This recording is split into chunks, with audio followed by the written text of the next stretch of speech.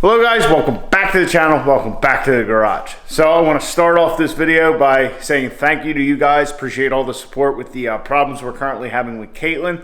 We have not gotten anywhere on that because that night I was just frustrated. I had places to be, all that. So I just had them tow it to the yard. We're going to go pick it up. We were going to go today, but as you guys can see, the weather has turned afoul. That being said, I still owe you guys a video on our new little project over there. Yeah, but it's too dark, it's snowy, we're not going to do that tonight. So anyhow, I also want to thank you guys. A couple of you guys also reached out to me to tell me that that you have a 68, like a stock 68 replacement or something that I might be able to purchase off you. I appreciate it. I don't know what I'm going to do yet. That trans was built. Actually, it is 1 month over the 5-year warranty that was on it, even though I really did void the warranty on it when I pulled it out and had the 48 in the truck for a while. That being said, I haven't decided my course of action. We haven't had it apart. Oh, and another thing, Muldoon's did not build that transmission. Just so you guys are aware, that was, like I said, like 5 years ago, before I even heard of them, and had another shop do it. And I don't know whether I'm going to have them go through it and just kind of repair it. You know, I wouldn't need any of the hard parts and all that, but 68 technology has changed quite a bit since then. And to be totally honest with you guys, I've kind of fell out of favor with that truck before this anyhow. And one of the reasons that I just kind of find it hard to get rid of was kind of like, you got this built trans, you got this, and this, you got some money into it, like, you know, keep it around rather than doing the same thing over again. So I don't know what I'm going to do. We're going to get the truck back here in the next day or two. We're going to assess the damage, drop the pan. I know it's possible that the spin-on filter fell off. That being said, you know, did we cause any more damage to it? If that was the case, I don't know. We're going to figure it out, and we'll go from there. So that's the end of the talk about Caitlin. Tonight we're going to get to work on the race truck. So we're going to continue with our 4-link setup. And basically last time we got the frame all cleaned up for the 4-link. So now it's on to the axle. So the axles, there's not as much to take off, but it looks like it might be a little bit of a bear just trying to get these leaf spring brackets off. The spring purchase shouldn't be a problem, but we'll get those off, get the axle all cleaned up, and there's something else that we might be doing to it after we get that all done. But we're going to get that done first, and yeah, so let's get to it. We're going to wheel her outside, yeah, because I like to play in the snow, and really we're going to use our torch. So rather than using the torch and spitting molten metal all over the place, we're going to do it outside. So let's get to it. We'll wheel this thing out and get the torch set up. Oh, because I did get new hoses for the torch.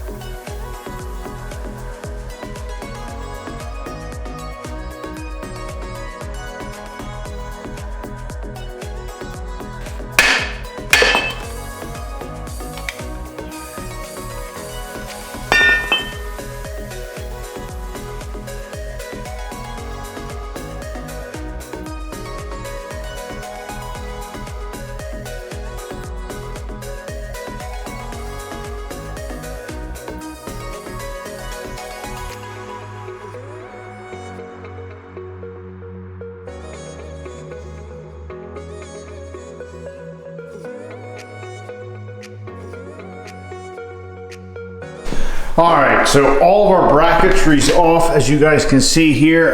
We got our shock mounts and then the leaf spring perches. They're pretty heavy. I guess they're like a cast steel.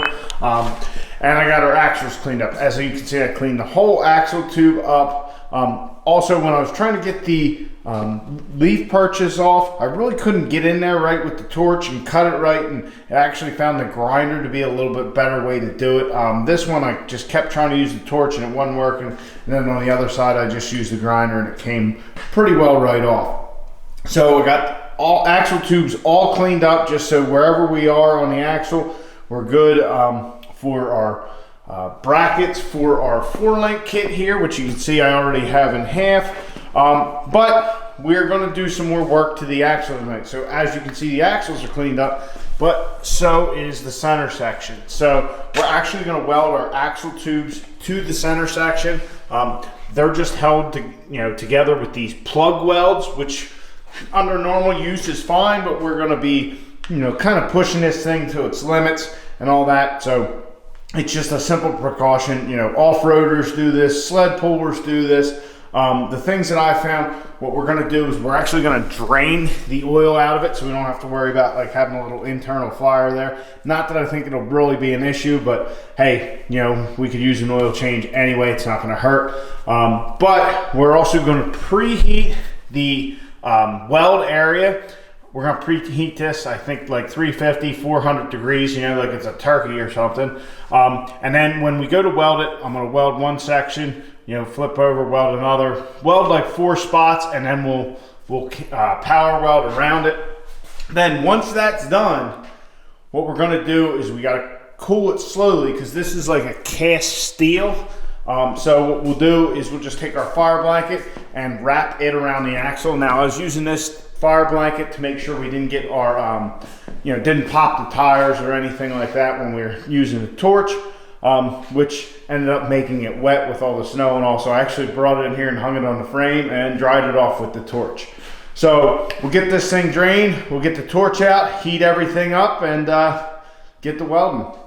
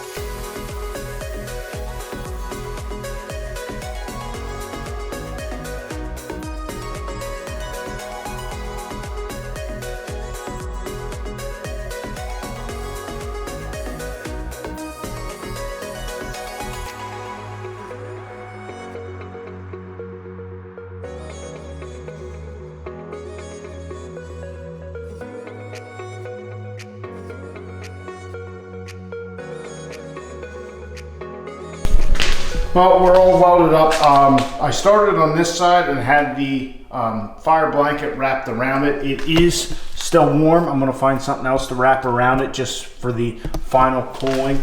I might have gone a little overboard as far as the weld goes. I did 3 passes on either side. Once it was heated up, when you start welding, you're getting heat in it. But our axle tubes are now welded to our center section. All our bracketry's cut off. I might clean up the center section a little more, so that way later we can give this thing a good coat of paint, because this thing is kind of crusty. But yeah, so our axle's ready to go on the truck for our 4-link setup. We're there. Yeah, I'm excited. We're making progress. So guys, I don't know if this is something we had to do, and of course, another thing I'm going to do is I'm going to pop that diff cover off while that center section's warm, just try and let some more of that oil drain out of it, that gear oil. I don't know if it was really necessary to empty the diff or not, and like I was starting to say, I don't know if this is something that's really necessary for what we're going to do, but it certainly is a good precaution.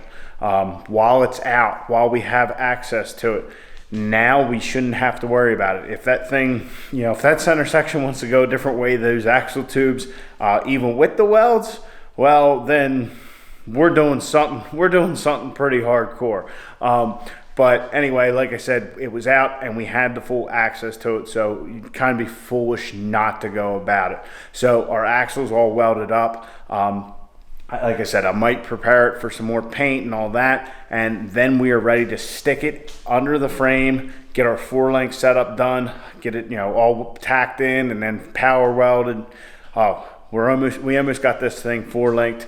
Well, we almost are ready to start 4-linking the truck. This has all just been kind of prep. As you guys can tell in the garage here, it's awful smoky because I had the heater on, and I don't really want to open the garage door, you know, with these things cooling down slowly.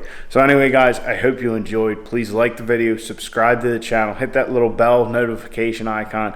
I'll catch you guys on the next one. Get out in your garage, get the wrenching on your truck.